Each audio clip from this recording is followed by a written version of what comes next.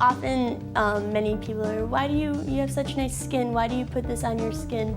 And I kind of see it as, I don't wear makeup on my face, so I have it on my arms. It was almost on a whim. When I was 21 years old, I broke my ankle really badly on my 21st birthday. Some bouncers kicked my ass, and they broke my ankle in DC. And it changed my life. It was sort of a devastating moment. I couldn't skateboard anymore, really. It wasn't that painful, actually. I remember I ate a cheeseburger through a Big Mac. It was nothing. It only took about 45 minutes to an hour, actually.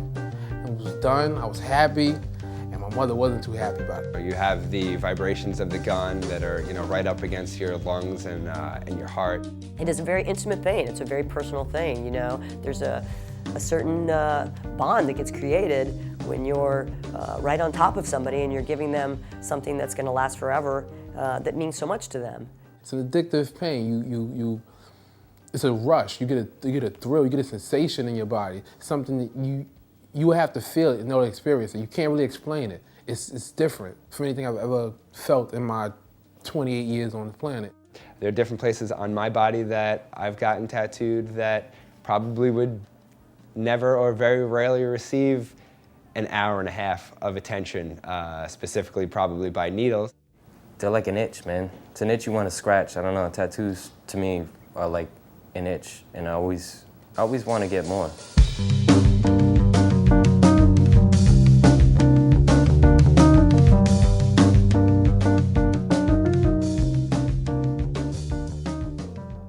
Tattoos and piercings, hairstyles. I think lots of these are almost like drugs.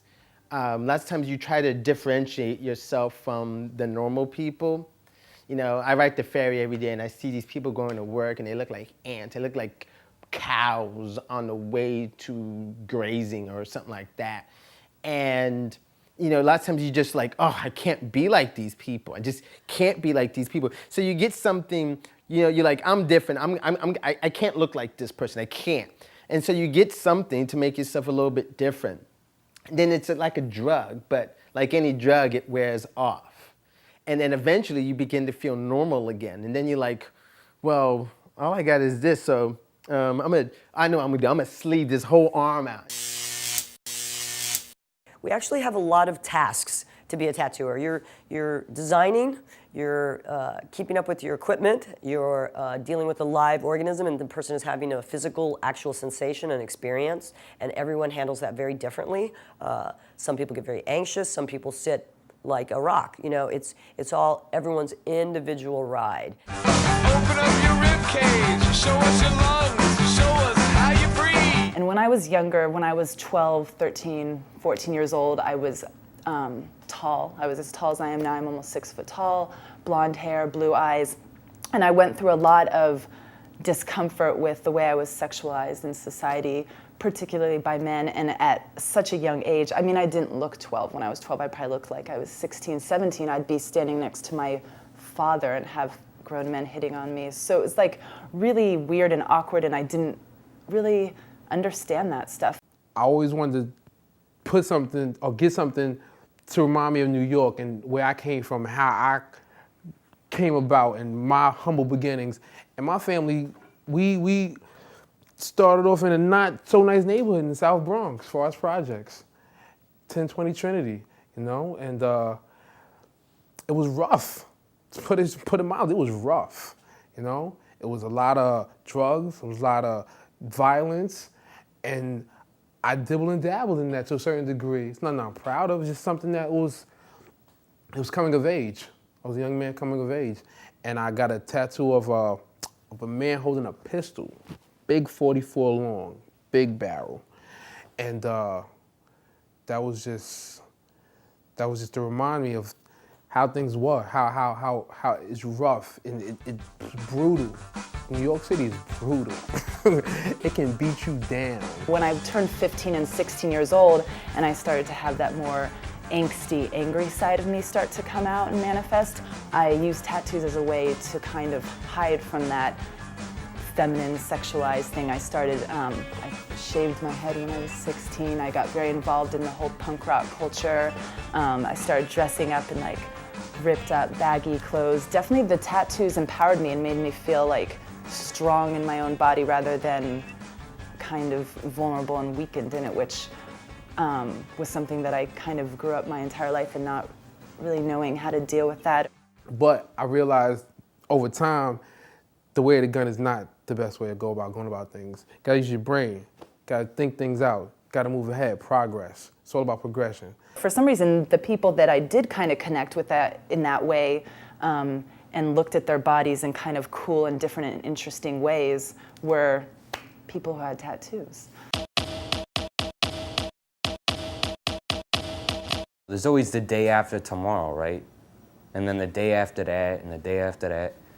But once you get something like that, it's like, it's done. There's a conclusion. It's one of the good reasons why I think I'm glad I didn't get a tattoo when I was 18. I know lots of people who got tattoos and one of them removed, and they were all like 18 and under when they got them. Rule number one, no boyfriends and girlfriends. Nobody, not even a wife. That's rule number one. In today's society, it seems people are really big on instant gratification. I need it now. I love you now. And at one time it wasn't like that. People got married and stayed married. That's what it was. People understood ups and downs. Nowadays, instant grat. If I'm not unhappy, oh, that's it. No more. I can't deal with you. We're not gonna talk about this. And they break up. And unfortunately, 2-3 weeks ago, you got this lady's name tattooed across your neck. And your next girlfriend is not gonna be too happy to see her name right across your neck. It's fairly common, at least in Southern California, for teenagers to go out together with a group of friends and spend their time in the weekends getting tattoos together. And it's just a bonding experience. You hang out at the shop, everyone knows you there, and so whenever someone had enough money or free time to go into a shop and get another tattoo, that's what we do. I just wouldn't think of going to get a tattoo of a rainbow. To me, a tattoo is more like, tattoos are like pretty much vulgar or violent or meaningful. That's it. I like the idea of getting tattoos that are very, very different. But I also like the idea of getting stuff that's really cliche, something that's like, even getting like, like an anchor, like some kind of Popeye anchor or like, like a steamboat right here, even that I think is kind of cool because you're like, wow, that's really cliche, man. That's really cool because nobody does it. I saw this 20-year-old kid like on, 14th Street and 2nd Avenue, and he had an anchor, and it was like, purely for irony, right? Why else would he have that?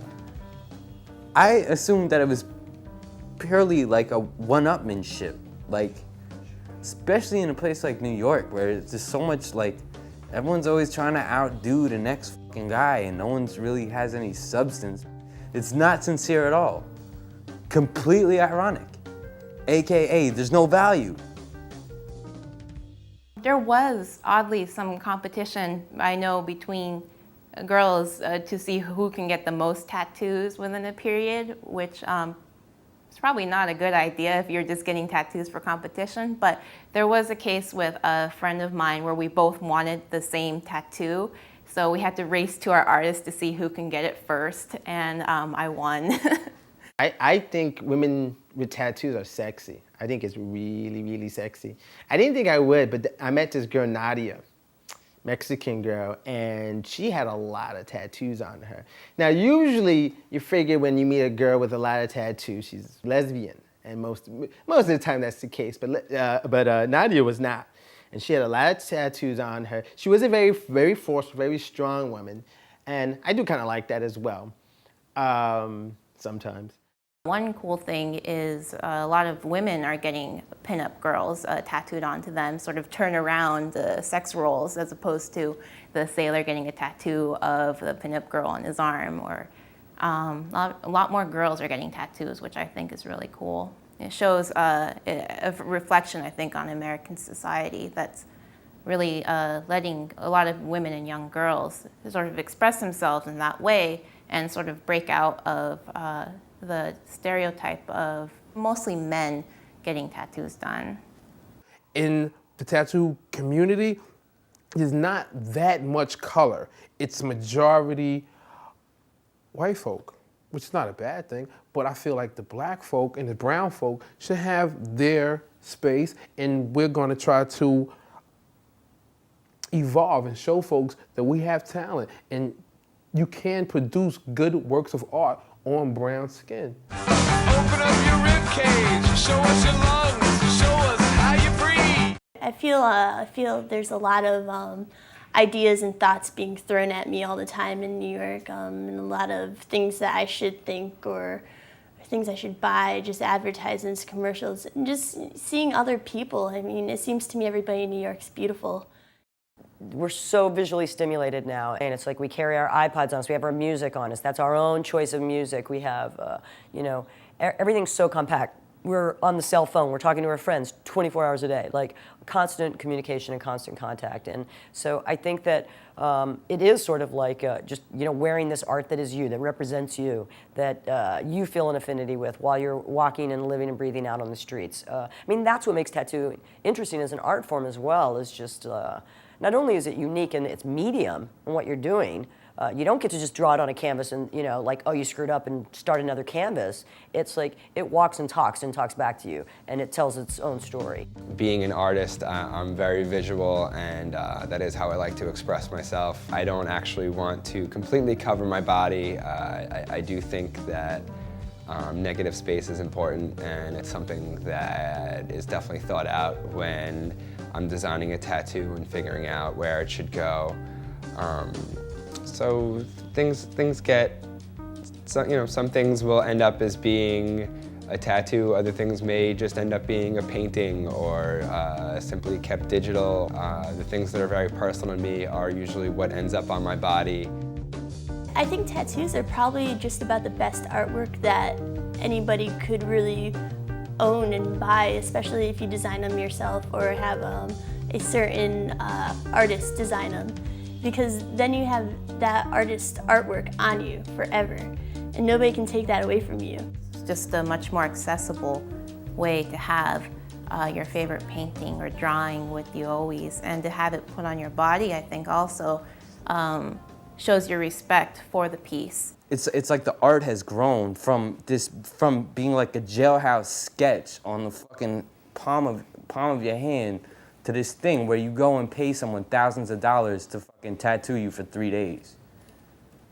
There's always a fear of the underground coming above surface, and that's what's happened with tattooing. Like any you know, interesting and unique art form. It was definitely underground. It was only these certain type of people that gravitated towards tattooing. Now everybody wants a tattoo. Everybody's almost tattooed. And so there's the good thing because people know more, there's more exposure. It's pushed us to be able to challenge our boundaries. At the same time, the bad thing of it is that everybody wants a little something. And with that, everybody wants it to be perfect. And with that, everybody's losing a little bit of the spirit of what's possible, and just like I said, the craftsmanship of it and the fun in it. That's not necessarily meant to be a printed out press, you know. My hope is that it stays. In some ways, it goes back underground a little, and we just get back to like people that really just want it and they don't have regrets. You know, they tell you how painful it's going to be. They prep you as much as they can, but until you're actually in the chair getting a tattoo removed. She had told me it's kind of like someone slapping a rubber band on your skin over and over again, which it is. But what she didn't explain is it's kind of like someone slapping a rubber band on your skin over and over again. But if you think about it, if someone does that, eventually you have an open wound. So it's like that. It's like hitting an open wound over and over again, which is very different. But yeah, it was intense. Like my first session, my body went in convulsions, and I cried a little.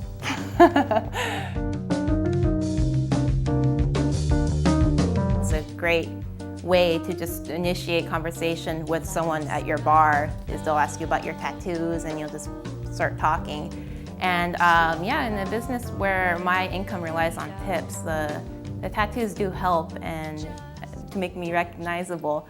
Sometimes you just get people staring, especially at the one that I'm removing. You just like see them and they're like trying not to be like, and it's so funny because I know, and I want to like walk over to them and be like, what? Like, do you want to talk about it for a little while? Some folks just, people just grabbed it and just touch it to see if it's real. I'd be like, what are you doing? Who are you? Do I know you? And they just like, oh, I just want to see your tattoo, I just want to touch it. Now, if I did that to a female, I just want to touch it, I'd be in jail. Open up your rib cage, show us your lungs, show us how you breathe. People say that to me all the time. They're like, what are you gonna think of yourself when you're 80 years old and you're like this old lady with tattoos? I'm like, well, one, there's gonna be a whole lot of us around. I'm not gonna be the only one. And two, I care less and less what people think about the way I look now. So I think by the time I'm 80, I'm not really gonna care so much about what I look like.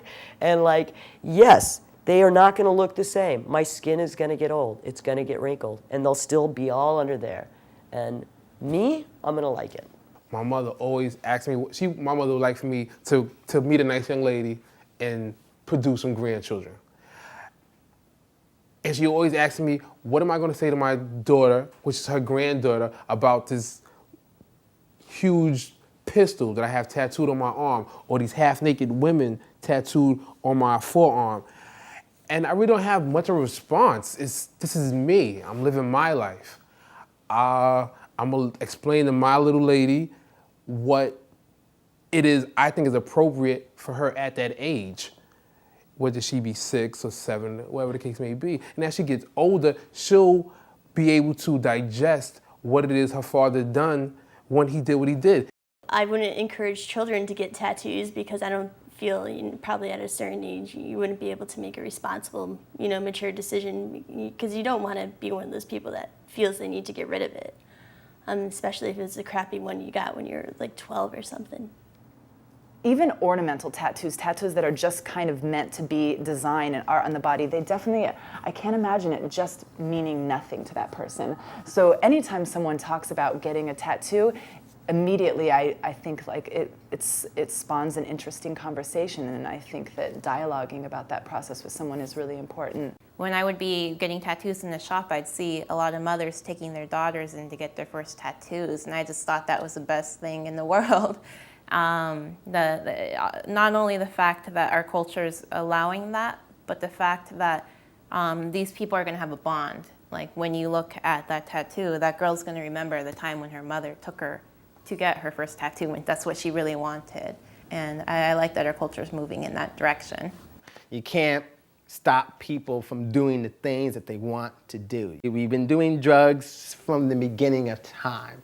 We've been having sex from the beginning of time. We've been doing, so we're not gonna stop these things. Society and cultures always work best when we let people do what they want to do. That's what freedom is all about.